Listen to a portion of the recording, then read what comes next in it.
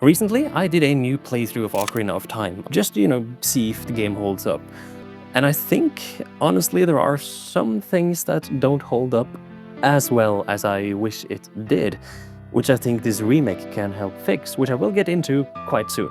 But thus, it is also important to mention that a surprising amount of stuff did hold up, which is honestly a quite astonishing accomplishment, seeing that this is not just the first 3D Zelda, but one of the first 3D adventure games ever made. And so the fact that it still holds up to this day this well is honestly very impressive. The story is still as engaging as it always was, the world building is surprisingly good, the combat works, but Zelda games have never been the most combat focused in terms of complexity anyway. Music is still incredible. I mean, the dungeon themes in Ocarina of Time is still one of my favorites overall in the entire series, and the dungeons themselves, the puzzles, the atmosphere, all the things around the dungeons are still extremely good. You have the usual things that obviously will be improved upon in some way: frame rate, graphics, presentation, bug fixes, quality of life improvements, menus will be better, text boxes will go by faster, you'll have more options in how to play, etc. I'm sure. And one of the things I'm most excited for is that we already have a perfect version of the N64 version, being the remaster on the 3DS. I think when it comes to improving exactly how the N64 game was, the 3DS version basically did everything it should. And that's why I hope this remake can really take some liberties, be creative, and really flex those creative muscles of these new pairs of fresh eyes and fresh minds that are now on this team of Nintendo. I want them to be creative. I want this to be a new experience of the tale and the game and the story and the experience that is Ocarina of Time. I want this to be fresh. I want cutscenes to feel fresh, the story to feel told in a brand new way. And of course that is possible now with improved possibilities of cutscenes, facial expressions, and hopefully a fully orchestrated soundtrack, hopefully. But all of these things are stuff I expect to happen. But there are some, or at least one specific thing that I don't think has aged all that well, which I personally hope will get improved. And this might be a hot take, an unpopular opinion, so to speak, because I haven't seen all that many people talk about this. So just keep in mind that I still love Ocarina of Time. I understand and agree with why it is considered one of the best games of all time, even to this day. But the thing I'm talking about are the boss fights. And the problem I have with Ocarina's boss fights is not that they are too easy, because an easy boss fight is not inherently a problem. For example, Colgera from Tears of the Kingdom, I think is one of the best bosses the Zelda series has seen.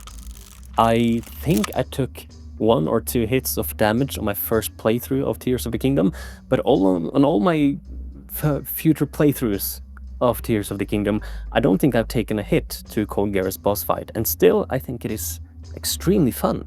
And the reason for that is, even though it is not difficult, it is engaging. And engagement is really what many of the bosses in Ocarina of Time lacks, and let me explain why. I think for a boss fight to be engaging and actually feel like a boss fight, there has to be things in there that always keeps you, to a certain degree, on your toes, that keeps you focused, and that keeps you engaging with the fight itself. And with Ocarina of Time, there is a surprising amount of waiting around in the boss fights for things to happen. Just standing still and waiting for the boss to do a certain attack so they can reveal their weak point so you can do damage. A boss fight doesn't need to have the most complex or difficult attacks to dodge, just as long as it has something that keeps you moving, that keeps you thinking, and that keeps you, on your toes and focused and thus engaged in the fight. Where you have to, for example, predict what kind of attack comes next and thus react to what comes next.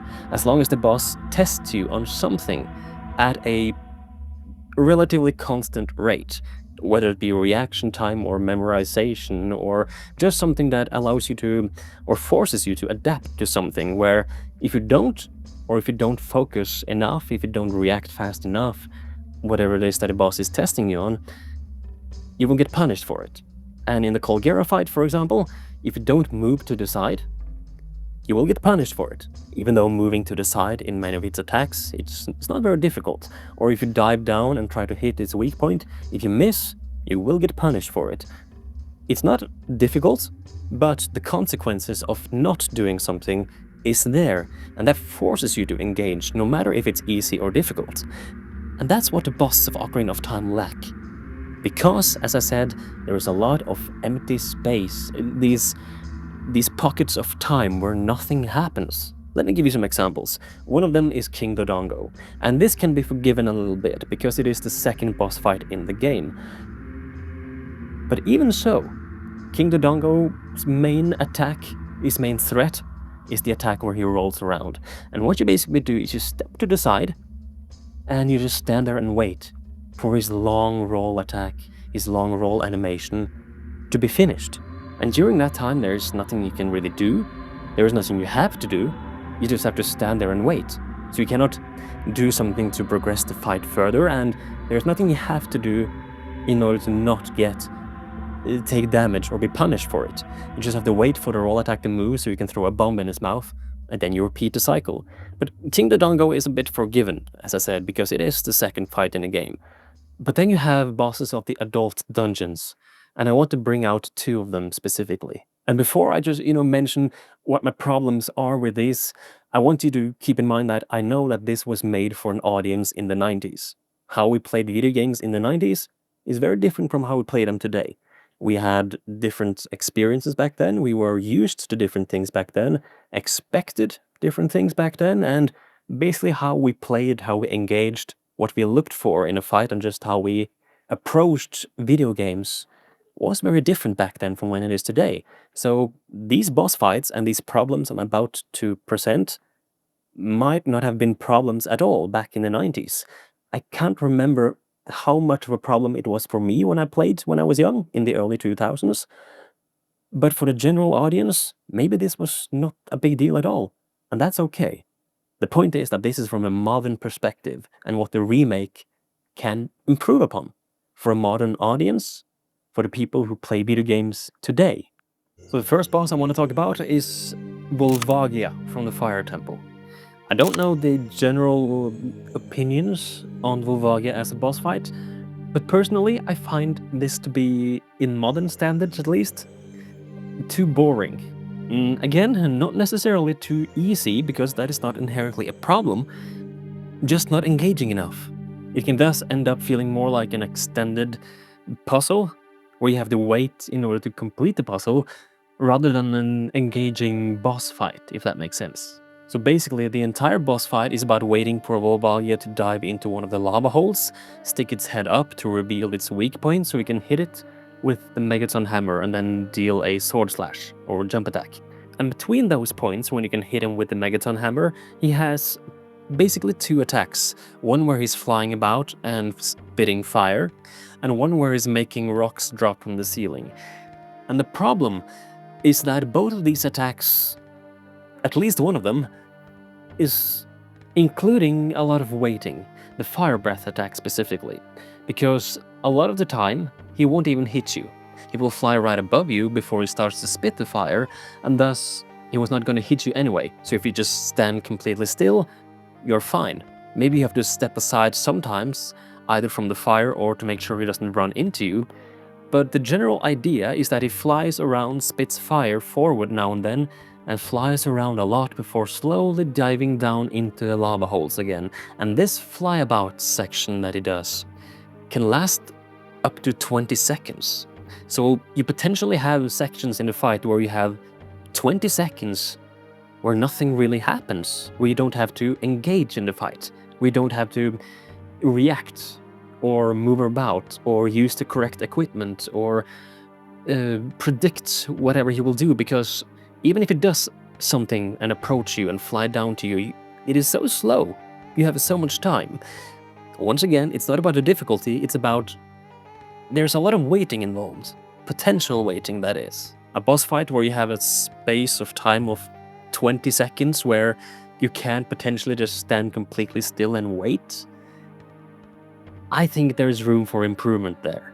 The other attack is the one where rocks fall from the ceiling. It is better, because here you have to use your visual sight to see where the shadows are appearing, and of course move out of the way of those shadows. But again, the potential is there for nothing to really happen in practice. The last playthrough I did, in one of those cycles, none of the rocks really fell where I was standing, and so I ended up just standing on the exact same spot throughout the entire attack. And those shadows that appear on the ground, they stay there for quite a long time, so you are fairly safe during this during this phase. So Volvagia ends up being a boss that just flies around a lot, things go very slow, and it involves potentially a lot of waiting, where you don't have to engage at all. There's nothing to engage with until you finally can hit it with an attack or two, and then repeat the cycle again. And the second boss fight, which might be the most controversial of these opinions of mine, is Twinrova, the boss fight of the Spirit Temple. I've seen many people throughout the years, that have said that Twinrova is maybe their favorite boss fight of Ocarina of Time. But to me, it was one of my least favorites. But not because it was annoying, not because it was unfair or too difficult, but because it was very underwhelming gameplay-wise, in my opinion at least. Because I think if this is a fresh playthrough of Ocarina of Time, if you have never played before, it will feel more engaging, because you don't know what to expect, you don't know what attacks they could potentially do, and so automatically you move around the stage a bit in order to stay on your toes, be prepared as much as you can, and try to anticipate what is coming. But when you have played the boss fight once or twice, you start to realize that there is not that much to prepare for. There's not much you need to anticipate. In fact, they have one single attack, and that attack is the same, it is slow, and there's nothing you really need to prepare for, and it is not really testing you in a lot. Basically, the entire first phase of the Twinrova boss fight is the witches flying around above you until one of them starts to charge up a laser attack. Either one of the fire or one of ice, depending on which one is using the attack. And what you have to do is to use your shield, block the laser, and reflect it onto the other witch, the one that isn't attacking. It sounds cool, and using the actual reflection attack is satisfying. I'm not gonna lie, it is fun, it feels good. The problem is what happens between those points when you can reflect. Because between those points, nothing happens. Literally nothing happens. And that's the problem I have with this fight. The witches don't have any secondary attacks. They don't have any surprises that you need to be prepared for. They don't have anything that requires you to position yourself differently, or use a different tool, a different item, or just react in a different way, or act in a different way. They don't have anything like that. Instead, the time between they do these laser attacks is purely waiting. It is nothing else than waiting. I knew that this was their main attack when I did my recent playthrough, but I didn't remember that it was their only attack. But once I learned that, I realized that after each reflection, I could just stand around and wait, because there wasn't anything more to do, really. I had to, track them around to, always keep them somewhat in sight. But there was nothing for me to engage in, and I really felt that when I would just stand around and, wait for them to finish their flying so we can get on with the fight. And I know that sounds like I want a boss fight to have a continuous barrage of attacks, but that's not it. Having pauses in between is of course important. The problem is that when it gets too far, when the pauses are too long, you don't engage anymore. You don't play anymore. You have these spaces of just waiting. And that is hurtful in a boss fight, in my opinion at least. Because when I played and I counted a bit in my head, at least after a while, and then I went to YouTube to watch some playthroughs of the boss fights that other people have done as well, the waiting time between these attacks can be anything from 10 to 15 seconds. For example, in the start of the boss fight, you usually have around 15 entire seconds where nothing happens. You just stand there and wait. 15 seconds. And that's in a boss fight, one of the final boss fights in the game, in fact. That's a problem, I think. And then you enter phase 2, and unfortunately, I think phase 2 is maybe even worse, because now there's just one of them, so there's no longer any use to have two witches to keep track of, so that element of the fight is gone. Instead, there's only one to keep track of. But the attacks and the concept of the fight is essentially the same. It's just that the witches are basically in the same place all the time, and you have to collect 3 of the same laser types instead of 1 before you can fire at the boss. So if you, for example, collect 1 ice shot and she fires a fire shot, you have to step to the side, which is something. And there's less waiting around, but there is still not more to the fight than that. There's still only that one attack. There's still just holding the shield button, which you really have to do. Step aside if they have the opposite attack coming up. But other than that, it's very simple. And so, contrary to many people's opinions, Twinrova ended up being one of my least favorite boss fights in this game, because it simply was not really engaging.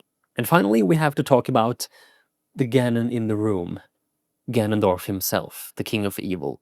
There is nothing to be said about the build-up to Ganondorf. I don't really see how the remake can improve upon the build-up to Ganondorf as you slowly climb up his castle and hear his organ grow louder and louder as you approach.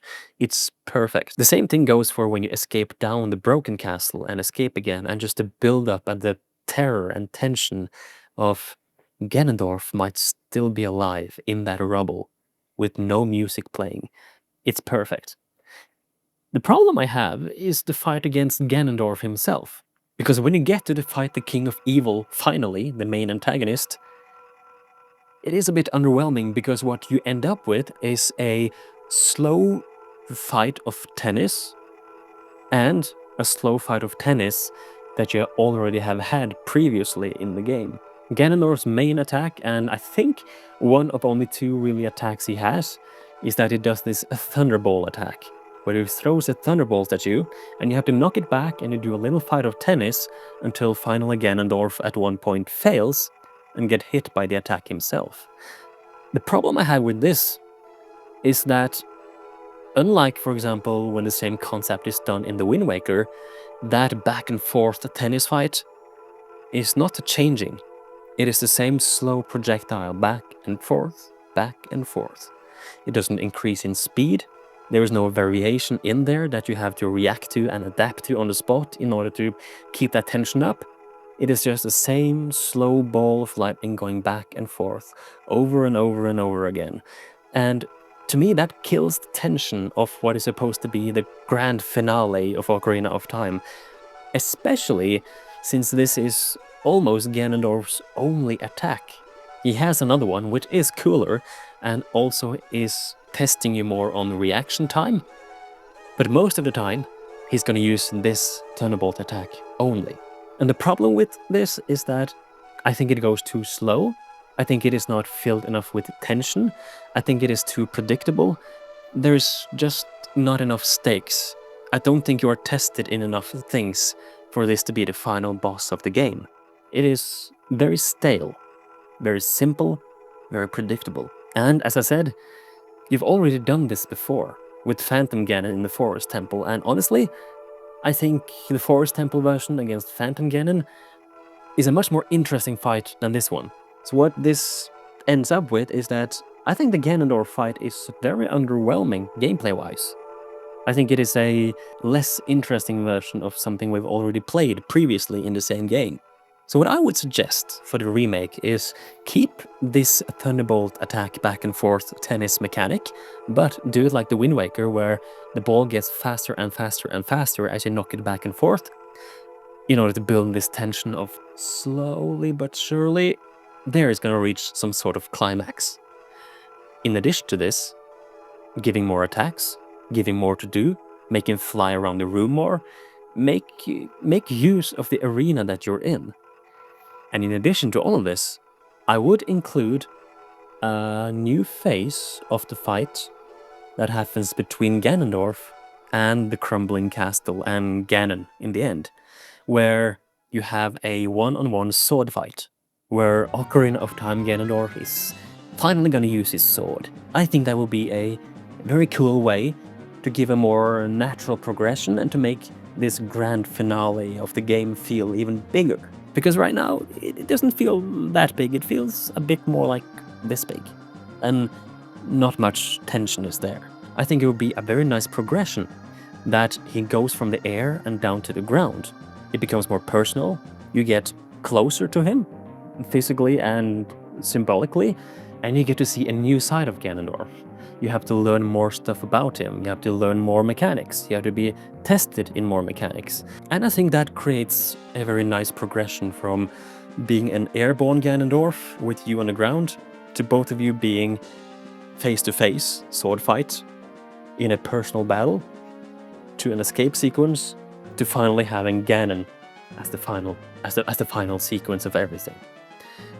That I think would be a quite good way to make the final boss fight feel as grandiose as I am hoping for, at least. But it is important to remember, all of this is just my opinion. What all of us is looking for in a video game, and in this case what all of us is looking for in a boss fight, is very different. I look for more engagement. I want to feel like if I don't do this, no matter if it's difficult or easy, if I don't do this maneuver, I'm gonna get punished for it. Because I want to feel like my choices matter, and that I am actually engaging. Because if I don't do that, I will lose, I will take damage. And right now, I don't think Ocarina of Time's bosses, for the most part, have enough of that. And I think the remake could really improve on the boss fights in such a way. But I'm very curious. Do you agree, or is it just this some strange opinion that only I have?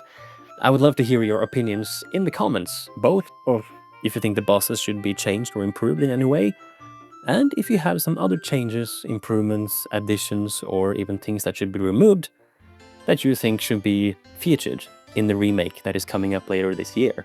And if you have some other Zelda or maybe specifically Ocarina of Time related videos that you would like to see from me, a dungeon ranking for example, I would love to do that. Just let me know if that is something you want to see. I want to thank you all for watching. I have a Patreon if you want to check it out in the description. There you'll get videos early and you can join in on some voting to vote for what my next video is going to be about, and get some behind the scenes stuff if you're interested in that and in supporting me. Otherwise, you can subscribe if you're new, if you like what you see. Check out my channel a bit if you're unsure, and make up an opinion if you want to subscribe or not. And drop a like, of course, if you enjoyed. And I will see you all in the next video. Take care.